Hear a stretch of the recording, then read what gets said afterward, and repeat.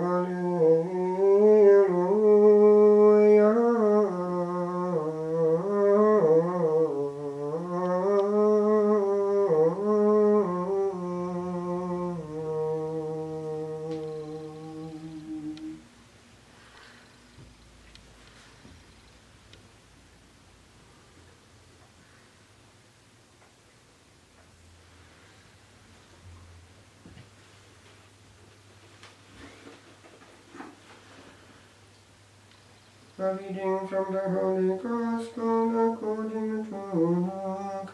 Glory to you, Lord. Jesus said to the crowds, "When you see a cloud looming up in the west, you say at once that rain is coming, and so it does.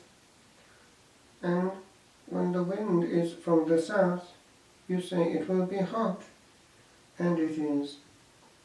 Hypocrites, you know how to interpret the face of the earth and the sky. How is it that you do not know how to interpret these times? Why not judge for yourselves what is right?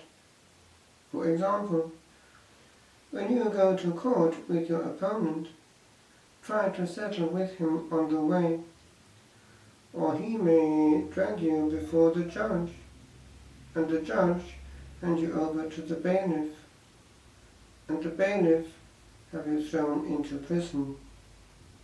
I tell you, you will not get out till you have paid the very last penny." The Gospel of the Lord. Praise to you, Lord Jesus Christ.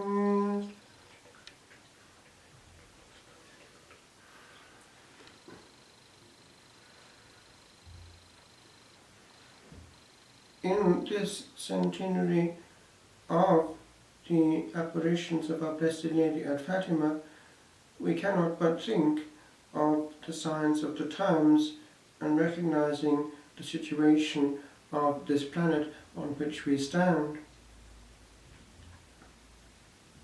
We were warned that there would be a worse war after that first great war that was taking place when she was appearing, if humanity did not change. And we can presume that that holds also for our own time, for things are far worse than they were 100 years ago, when there was still faith upon earth. One of the great ploys of the enemy of mankind is to make us focus on success and happiness in time, and to obnubilate all with regard to eternity. And yet, it was through these little children that eternity was shown to mankind. You have seen hell, said the Blessed Virgin in the second secret, where the souls of poor sinners go.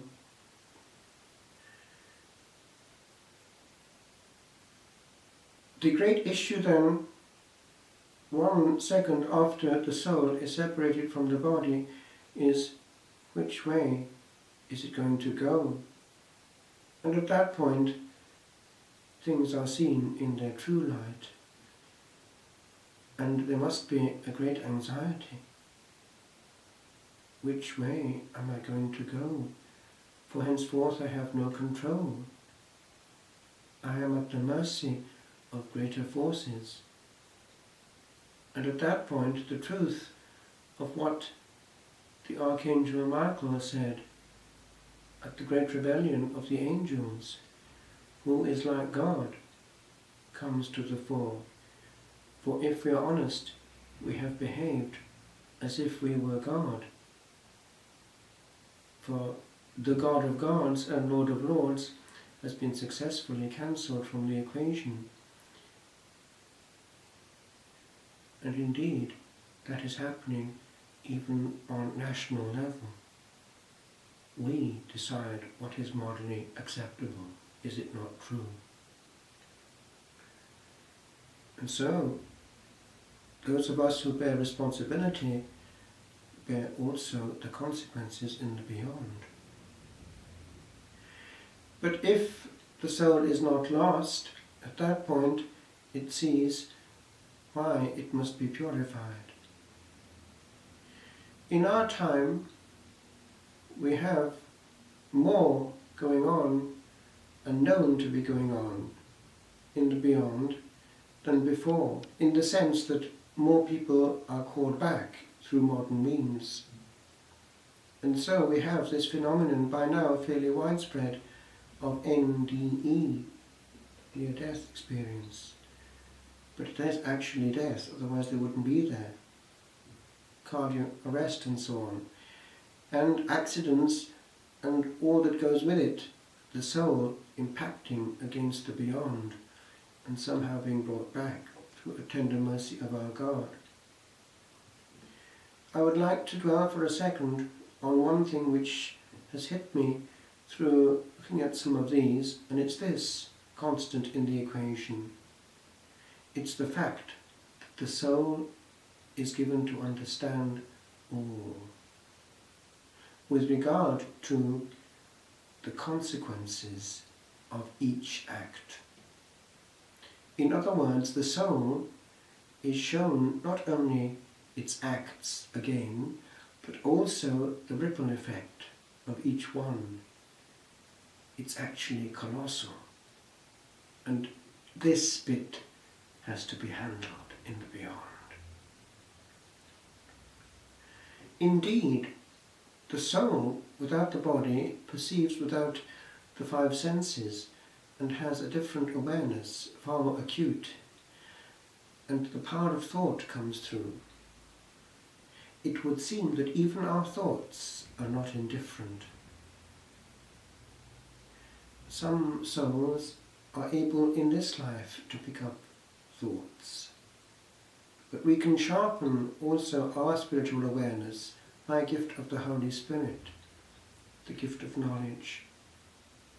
But it demands a calmness, a receptivity, which favours greatly that gift. Picking up things.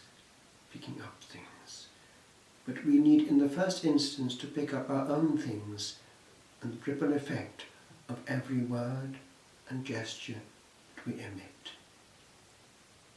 I just conclude. One time, St. Margaret Mary was shown something of, amongst others, a soul who had gone into the beyond, a nun. And one thing that helped her greatly in purgatory was the fact that she'd spent her religious life handling well